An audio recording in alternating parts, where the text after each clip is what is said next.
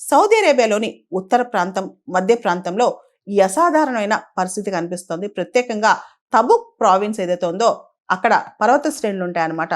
అక్కడ ఎప్పుడూ లేనంతగా snow కనిపిస్తుందంట. Saudi అరేబియాలోని Tabuk ప్రావిన్స్లో 2600 మీటర్ల ఎత్తులో ఉన్న ట్రోజనాపై మంచుతో పాటు వర్షం కూడా విపరీతంగా పడుతుంది.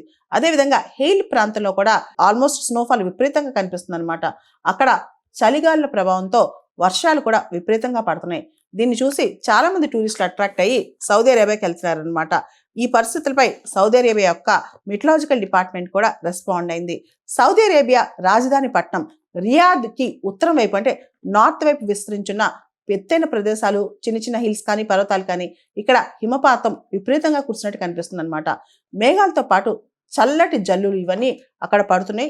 వీటన్ని ఈ కోల్డ్ ఎయిర్ మాస్ అనేది అయితే నార్థన్ హెమిస్ఫియర్ నుంచి సౌదీ అరేబియాకి వచ్చిందో దానివల్ల ఈ వాతావరణ మార్పు అనేది అక్కడ కనిపిస్తుంది అనమాట. అయితే సౌదీ అరేబియాలో లోతట్టు ప్రాంతాల్లో వరదలు వచ్చే అవకాశం కూడా ఉన్నట్లు కూడా సౌదీ అరేబియా ప్రభుత్వం హెచ్చరిస్తోంది.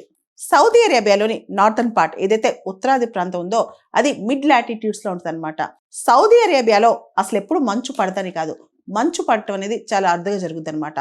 సౌదీ అరేబియా నార్థన్ పార్ట్ ఏదైతే ఉందో mid latitudes atmosphere climate change patterns ఈ సౌదీ అరేబియా నార్థన్ పార్ట్ మీద పడే అవకాశం అప్పుడప్పుడు కలుగుతూ ఉంటుంది అనమాట. దీనివల్ల ఏదైతే నార్థన్ హెమిస్ఫియర్ నుంచి కోల్డ్ వేవ్స్ ఉన్నాయో ఇవి వచ్చి ఆల్రెడీ సౌదీ అరేబియాలో ఉన్న అట్మాస్ఫియరిక్ మాయిశ్చర్ తో ఇంటరాక్ట్ అయ్యి ఇలా మంచు కురిసే అవకాశం, వర్షాలు పడే అవకాశం కలుగుతుంది.